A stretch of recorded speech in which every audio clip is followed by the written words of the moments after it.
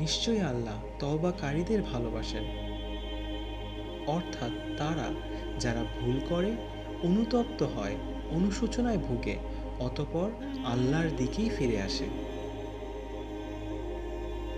আল্লাহ সুবহানাহু ওয়া তাআলা এহসানকারীদের ভালোবাসেন, যারা প্রতিটি ভালো কাজ করে এরূপ নিষ্ঠার সাথে যেন আল্লাহ সুবহানাহু ওয়া তাআলা তাদের অবজার্ভ করছেন।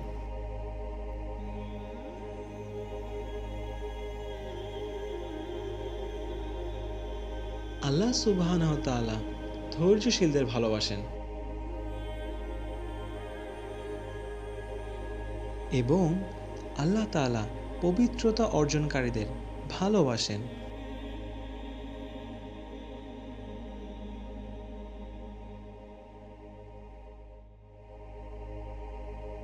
আল্লাহ সুবহানাহু ওয়া তাআলা ন্যায়পরায়ণদেরকে ভালোবাসেন।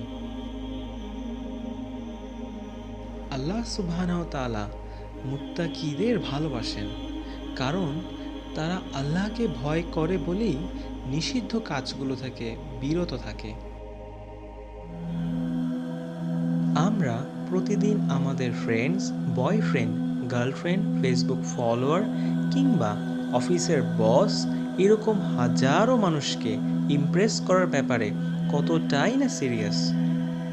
অথচ যিনি আল্লাহ আমাদের সব থেকে বেশি ভালোবাসেন, তার প্রিয় বান্দা হওয়ার ব্যাপারে আমরা সিরিয়াস আছি কি?